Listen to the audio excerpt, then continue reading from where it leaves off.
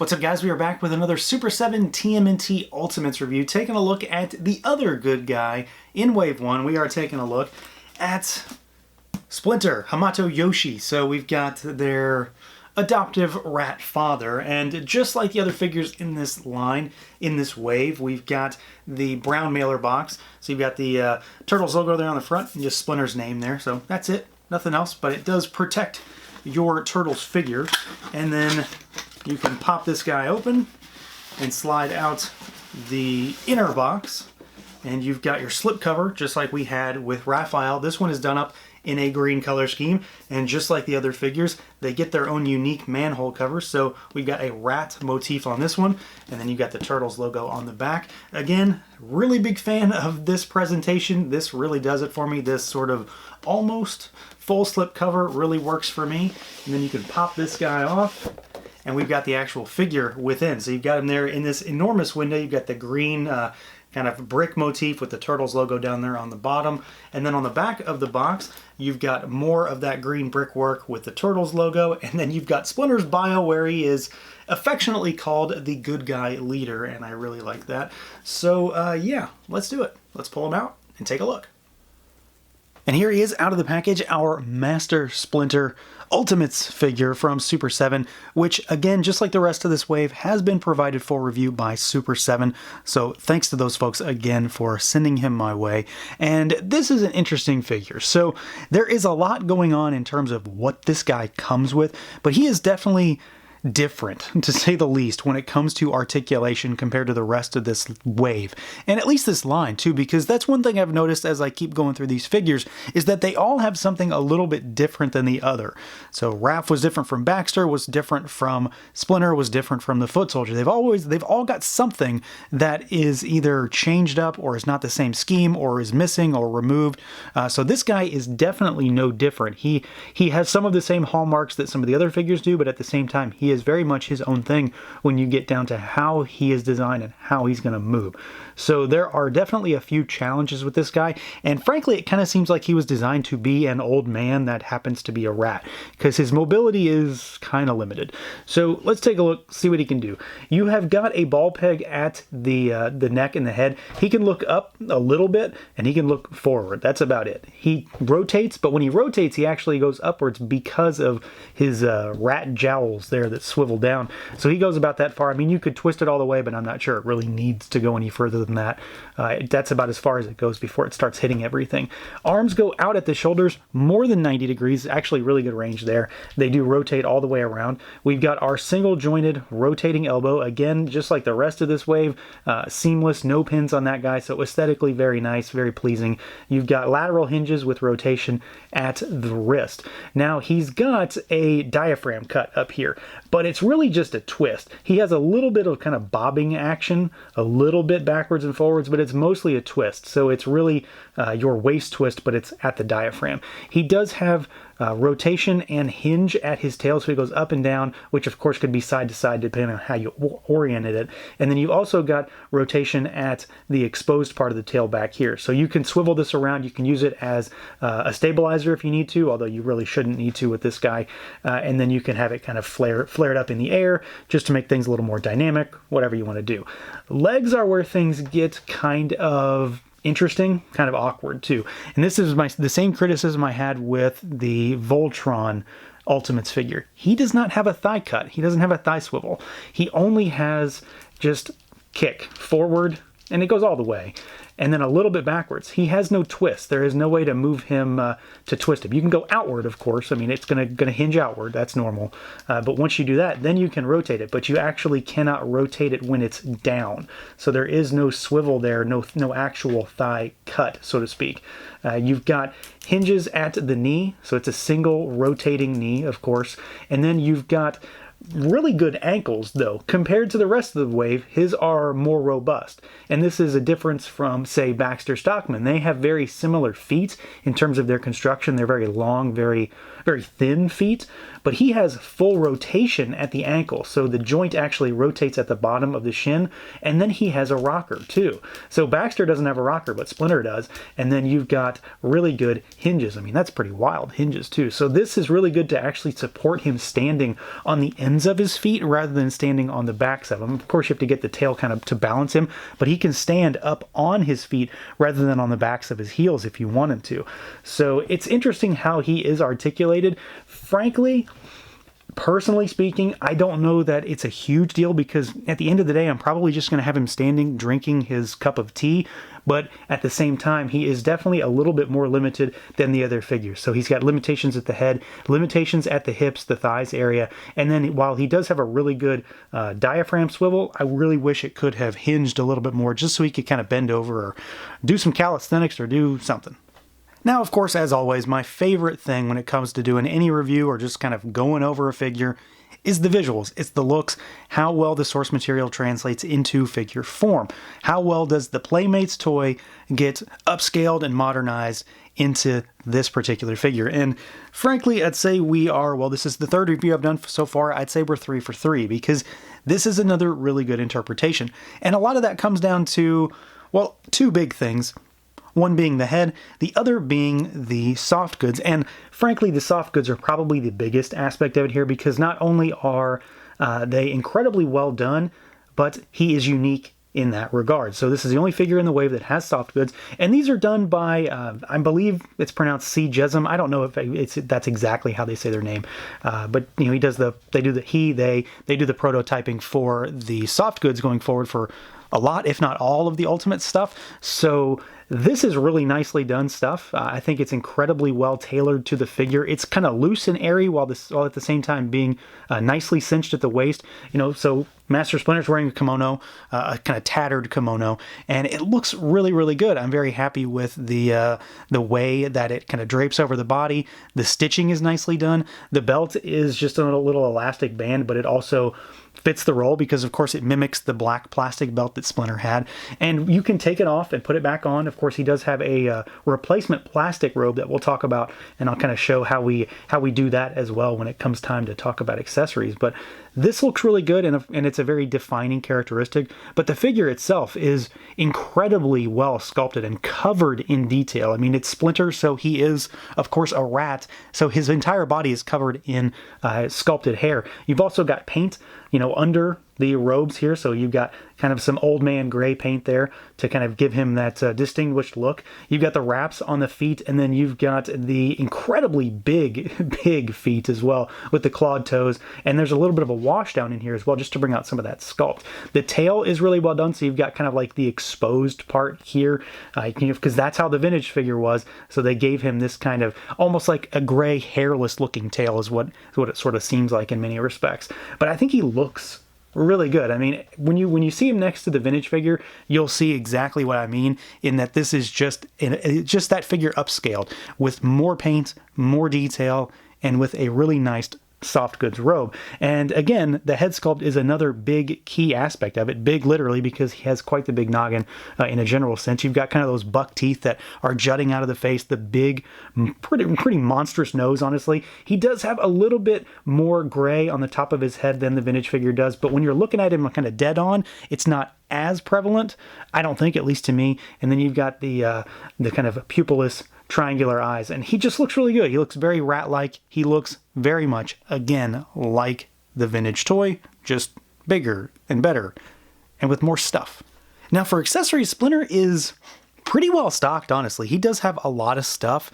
Of course, there are a couple really big items that he has, not necessarily physically, although one of them is, but as far as I'm concerned, a couple really big items that are just cool. So to start with, let's go through his extra hands and weaponry. So to start with, you've got a set of kind of clawed finger, so that you could use these as, fighting stance hands, or he can also grip stuff with them. He also does, of course, have his bow and arrow, and what I found is that this works really well to actually string the arrow with the bow, so you can put it in those fingers and it stays really, really well. So that's a likely good option for those. He does come with a set of fists, and then you've got a set of just open palm, kind of flat, almost cupping hands as well. And then, of course, he does have the gripping hands on him that you see right now. Now, he does have a bunch of accessories as far as weaponry goes also. The big one for me, at least as far as what I like to use when it comes to Splinter, is his, sword cane. So you've got the kind of nondescript, just normal looking cane, but take it out and you've got a silver blade on the inside. And of course, he can grip this with his gripping hands. So that looks really good. You've got 2 throwing stars. These are, I believe these are the same that came with Raph. So you've got those. And then you've got his normal cane, which is, you know, kind of a bent piece of wood, kind of spirally, curvy with some wash in there. It's that very Playmates looking orangey brown plastic, but it's got the wash in there to actually bring out some detail. And then you've got his bow. And honestly, I was concerned that this wasn't going to be able to be held very well, and I'll have some pictures at the end, of course, to show what he's doing with it. But he can hold this with an arrow in his hand, and it does have tension on it. You could use it as a bow and arrow if you wanted to. If you're like me, you're probably going to launch one of them across your room, and he comes with 3, hopefully for that very reason, so that if you lose one, you've got some extras. And they do have notches on the end to actually put the string in, so you can have him posed with tension on the bow. I don't plan to do that because, again, I'm prone to losing stuff for that very reason. I've lost a couple Mythic Legions arrows for that exact reason. And then he comes with a few more unique accessories to round out Splinter. And then he's got the big one that changes up his entire look. So we've got, this might be my favorite accessory for him. We've got his steaming cup of tea, and I really, really like this one. The steam effect is really exaggerated, and I'm a big fan of translucent sort of, it's not energy effect, but you know what I mean. The same point comes across, and he can hold this really well in his kind of clawed kind of hands, and then he can also, of course, kind of cup it in his kind of cupping hands like this, where he's kind of like doing like a 2-hand hold on it, which looks really good. You know, like his first cup of joe in the morning, well, cup of tea rather. And then he's got this little guy, so we get a little buddy, which I hope we get the little pack-in buddies with this line. So we've got a little baby turtle, and this thing is really well done. I mean, it's a cute little booger, so you've got the little smile on his face, some yellow eyes, and then a little bit of shading on the undershell there. Looks really good. So, you know, this could be any one of the 4 turtles, depending on how you want to do your display up. And then he has, of course, the weapons rack, the sprue for him. So all of his actual weaponry that we just talked about is included on here for all of your nostalgic needs, to give you extras. If you want to take the plunge and cut these off, you can do that. I am not doing that, not for my collection anyway, but I do still really enjoy the inclusion. Now, the big thing that he comes with is the extra robe. So I've already kind of mentioned this. He comes with an extra rubbery plastic robe, and this one 100% straight up mimics the Playmates robe. Now, the vintage figure has an actual soft goods robe and kimono, whatever you want to call it. But this is to mimic that exact design, from how it hangs over his shoulders to the belt. So that's how you get the actual vintage belt. And what we're going to try to do is try to do it on camera, because it does work really well. It's just a matter of me not screwing it up. So to start with, we have to get the actual soft goods cape off, and the easiest way that I've found so far is to take it off over his head, or at least the belt. So just do, you know, arms up. That's the dad in me coming out. Arms up. Then you can pull the belt off over his head, and then this just comes off. Push the arms back a little bit, and then you can really easily pull it out, and you can expose Splinter in all of his muscular glory here. Look at that distinguished gray fur on his chest. So you've got, if you want to have a naked Ratman, you also have that option. And then you can pop this guy on. So take it and just put one arm through, and then you can kind of just sort of pry the other one in there. You gotta have to work with this a little bit more because of the fact that it is very much more rigid than the soft goods. And then the one thing I noticed is that this is really meant, at least as best I can tell, to be on him when he's like very, very neutral. So get him into just a normal pose, and then it will kind of clamp shut. So there's a peg on the front that pops into the chest, and or into the button on the inner part there, and he'll just sort of stand like that. And so far I've had no real issues with it. It stays in place just fine. The only real issue that I've noticed, like I said, is that if you start moving him around too much, it might pop open because of the fact that, again, it is just a rubber piece with a little nub in there.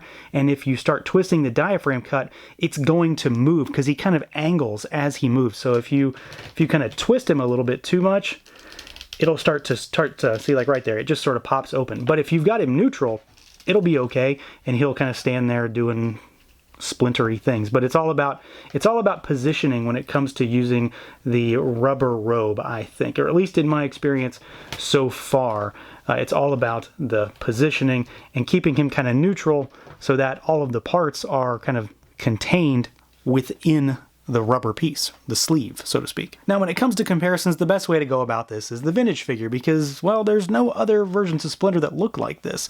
So you've got your original on the right and our new one on the left. And I think this particular configuration with the rubbery robe is the better option, at least just in a general sense, to really compare them because this is the exact look. The soft goods cape, or robe rather, does of course mimic the soft goods on this figure, but the belt doesn't. That's the big difference. This is this exact look. So you can see that just in a general sense, they are so strikingly similar. I mean, they've got even down to the way that he stands, where Splinter's kind of up on his toes a little bit. You know, the vintage figure always kind of curved up a little bit, so his heels were never touching the floor. The same goes for our new Splinter. You've got the kind of exposed tail, all of that sculpted fur, and then of course the belt here on this particular robe kimono works really, really well. You've got the gray fur that's peeking through the chest, and then you've just got all of those facial details from the white pupilless eyes to the little stripes on the face, the gray above the nose, the big black nose, and then of course those buck teeth. So I think that this is another instance where this guy is just perfectly scaled up into a really nice looking new figure that takes all the hallmarks of the original and just kind of, again, ratchets them up to another level and makes them into something that will fit on your shelf with a bunch of current toys while still maintaining all of the aspects of the figure that you played with as a kid. And then as far as sizing scale comparisons, here he is next to Raph from, of course, the Ultimates line. And you can see that Raph is a little bit taller, but not too much. And then here he is with the Mauser from Baxter Stockman, just to give you an idea of what he looks like next to something that's really small. So he does scale really well within his own line. And then let's see here.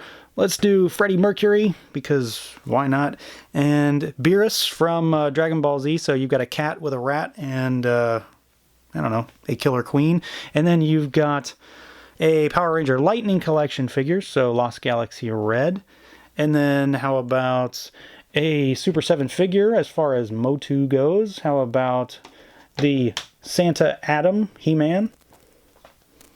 That looks pretty good. He is quite small compared to He-Man figure because he does have kind of a little hunch going on. And then here he is with the NECA Toon Leonardo. So you can see that Splinter is a little bit taller, slightly, only slightly, than Leo. But he does scale really well. He has a lot of beefiness quality to him. And then, of course, he fits in nicely with his own line, and he'll look really good alongside all of the Ultimates thus far. So at the end of the day, Splinter has a lot of good qualities. There are still just a handful of things that kind of hold him back, and all the stuff that holds him back are articulation based.